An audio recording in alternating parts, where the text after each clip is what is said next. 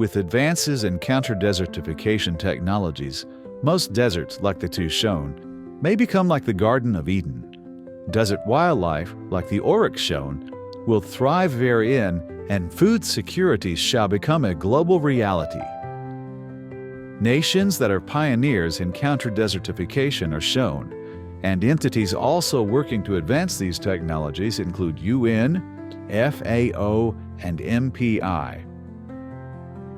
The first step in starting counter-desertification is the innovative development of water resources from underground reservoirs, lakes, rivers, and these salinization plants converting seawater to freshwater. Some desert areas will require leveling and/or terracing to help make them productive. Sand in selected crop production areas will need to be made fertile enough for growing crops by adding a small amount of clay particles and biochar inoculated with cultured soil microbes to produce plant nutrients. These additions are needed for root zones of selected crop rows, not the entire desert. Crop areas need to be protected by microclimate zones, created by developing tree shelter belts to lift prevailing winds over crops. The first row of trees facing prevailing winds needs to be low and dense, growing like sage. For the next row, Huhova, of medium height, will help lift winds and produce a lipid cash crop from pods. Myrrh trees of similar height should follow and produce resin as another cash crop. The final two rows, using higher mesquite and ironwood trees, both produce edible seed pods. As needed for further wind control inside microclimate cropping areas, ground cover like fascia should be planted and artificial windbreaks are recommended. Install subsurface micro-drip irrigation, connect the water supplies, and prepare to use them to irrigate desired crops.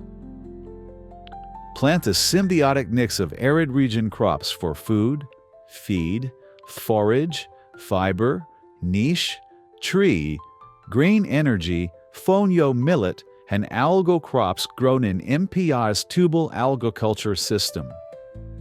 Tubes prevent solar evaporation of algal production water and allow recycling of this water after each algal harvest. Carbon that algae requires as a nutrient is provided by solar-powered aeration of algae to facilitate algae obtaining carbon from CO2 in the air. This aeration also provides for needed circulation and agitation of algal crops. An algae-eating fish, tilapia, may be reared in shaded and protected tanks of water and fed so of the above said algal crop. Desert pastoral population should be given solar stoves or ovens, so they no longer need to cut desert brush to use as firewood for cooking meals. Create forage improvement areas with stockwater tanks for intensive rotational grazing of livestock and wildlife displaced from areas used for crops. Ngumi cattle and Dorper sheep are the best two breeds of livestock as proven by their performance on desert lands. Construct solar-powered, self-sufficient shelters to rest, feed, and sustain the work crews needed for desert farming. Expand these shelters if security forces are needed in deserts with hostile elements.